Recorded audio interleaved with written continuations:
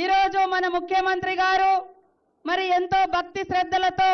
ఈ ప్రాంతంలో ఉన్నటువంటి మన తల్లులైనటువంటి సమ్మక్క సార్లమ్మ గద్దెలు ప్రాంగణాన్ని పునరుద్ధరించడం కోసం గతంలో ఏ ముఖ్యమంత్రులు కూడా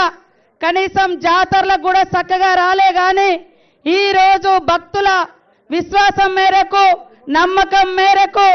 ఆదివాసీ ఆచారాలు సాంప్రదాయాల మేరకు మరి గద్దెలు గుడి చుట్టూ నిర్మాణాన్ని మరి గ్రనైట్ తోటి రాతితో నిర్మించి 1000 ఏళ్లు సమ్మక్క సార్లమ్మ కీర్తి ప్రజల యొక్క భక్తి విశ్వాసాలు వర్ధిల్లాలనే లక్ష్యంతో ఇక్కడికి కొత్త ప్రణాళికతో రావడం జరిగింది. వారికి ముఖ్యమంత్రి గారికి ప్రత్యేకంగా ధన్యవాదాలు తెలియజేస్తా ఉన్నాను.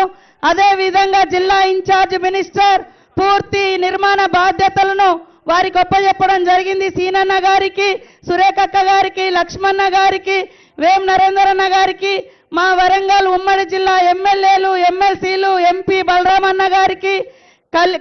కావ్య గారికి, పత్రికా మీడియా సోదరులకు, అశేషంగా తరలి వచ్చిన మా అక్క చెల్లెళ్లకు, అన్నదమ్ములకు, మరి అదే విధంగా వేదిక మీద ఉన్న ప్రతి ఒక్కరికి, కార్పొరేషన్ చైర్మన్లకు అందరికీ దయచేసి, ఎందుకంటే సమయం చాలా 11 గంటల నుంచి వచ్చారు కాబట్టి ఈరోజు నాకు ఎంతో జీవితం ధన్యమైంది. ఒకే ఒక కోరిక, సమ్మక్క సార్లమ్మ చరిత్ర మరి ఇప్పటికీ 13వ శతాబ్దంలో మొదలైతే మరొక 1000 ఏళ్ళు ఉండాలి. అది ఎట్లా సాధ్యమవుతుందంటే మా సోదరుడు సమ్మక్క సార్లమ్మ ప్రతి జాతరకు విచ్చేసినటువంటి నాయకుడు రేవంత్ రెడ్డి గారితోటే సాధ్యమైనటువంటి నమ్మకంతో ఈ రోజు సమ్మక్క సార్లమ్మకు ఒకటే కోరుకున్నా, నాకొక్క అవకాశం తల్లులారా అధికారికంగా జాతర నిర్వహించే అవకాశం ఇవ్వండి. మీ కీర్తి, మీ ప్రతిష్ట, తల్లుల యొక్క గొప్పతనం 1000 ఏళ్ళు ఉండే విధంగా నేను అదే విధంగా మా సోదరుని ఒప్పించి మెప్పించి తీసుకొస్తాను ఒప్పుకున్నా. కానీ నేను అడగక ముందే నేను అడిగింది ఆవగింజ అయితే వాళ్ళు మరి ముఖ్యమంత్రి గారు ఏదైనా పర్వాలేదు తల్లుల కోసం నేను సిద్ధంగా ఉన్నా చేస్తా అని ముందుకొచ్చినందుకు నిజంగా ఇంతకంటే గొప్ప అవకాశం, గొప్ప కోరికలు మేమేమి కోరం. కాబట్టి దేవుడు బాగుంటే, దేవుడి గుడి బాగుంటే, సమ్మక్క సార్లమ్మ ప్రతిష్ట బాగుంటే ఖచ్చితంగా సకల జనులు బాగుంటారు. ఆ రోజు పాదయాత్ర కూడా చేసేటప్పుడు నేను భయపడ్డా, కానీ సమ్మక్క సార్లమ్మలు ఆదివాసీ బిడ్డలే, ఆదివాసీ ప్రాంతంలోనే పుట్టిన,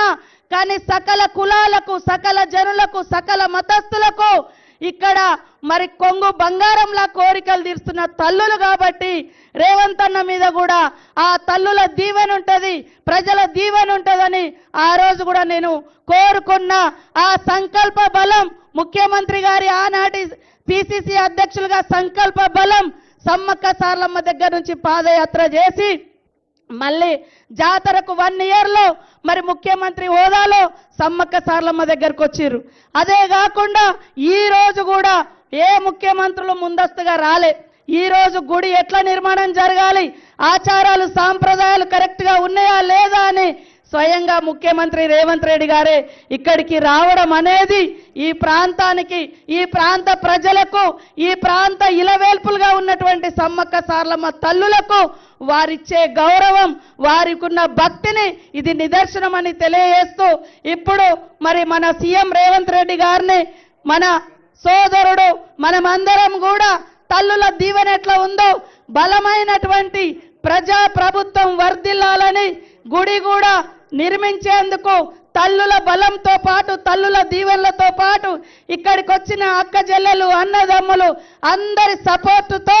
మరింత సంకల్ప బలంతో ముందుకు సాగాలని ఆ దేవుణ్ణి ప్రార్థిస్తూ ఇప్పుడు మన మరి ముఖ్యమంత్రి గారిని మాట్లాడాల్సింది